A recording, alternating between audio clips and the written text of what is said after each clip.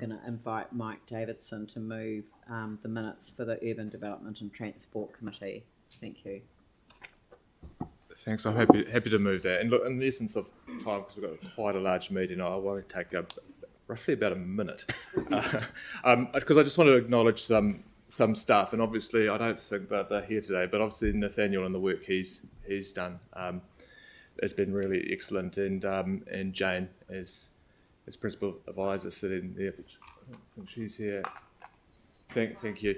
But also the deputies, Phil. For the start, I think it's always good to have diversity of thought, and Phil and I guess did that quite well at some times. Although I guess we agreed on that we needed to increase the amount of roads being resurfaced and smooth, which I think is one of the good achievements that we've managed to do.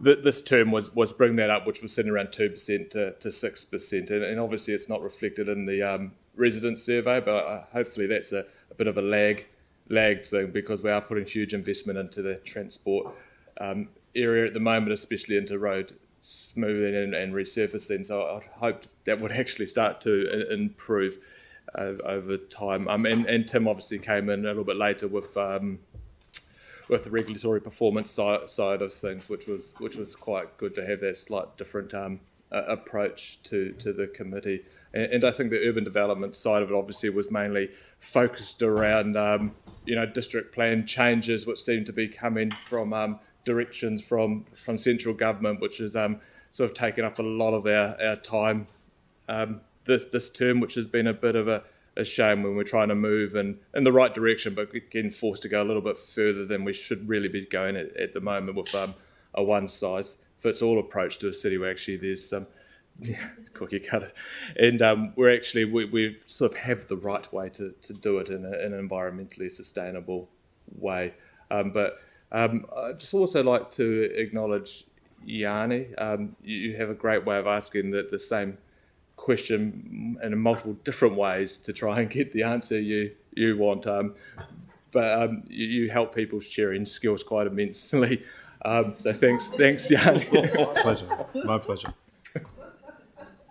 But yeah, no, it's been good, and I think we can see in the transport space and what's happening through climate change and the need to give true modal choice, how that's going to become more important actually as a city, and as a council we are heading in the right direction, giving people true choice so they can choose whether they take a car, walk, bike, or jump on a bus, and I think we are heading in the right direction, and we're actually seeing the benefits of the investment that we have made as a city, come to fruition now. But look, I'd like to thank everyone for the support around the table. It's actually been really good to chair, I think, quite an exciting committee.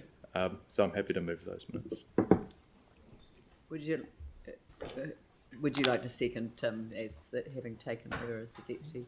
All right, I shall put that motion. Can I just quickly thank Mike for his chairing skills, although they were tested at times. It's and there have been a lot of issues coming through with district plan changes, etc. So well done, and cheers to you. Yeah. Well, I'll just simply say that the reason that we're doing this is that the last meeting of the Urban Development and Transport Committee was, in fact, prior to anyone realising that it would be the last Urban Development and Transport Committee. So the council meetings are taking over from all of the committees of the whole between the end of June and the election, and that just enables things to be run through the one set of agenda setting approaches. But I wanted the chairs to be able to acknowledge all of the staff for the work that they've done to support them in meeting the aspirations that the committees have had. So thanks very much for doing that. All right, I'll put that motion. All those in favour say aye. All those opposed say no. That's carried. And we'll move on to the monthly report from the community boards. And the first one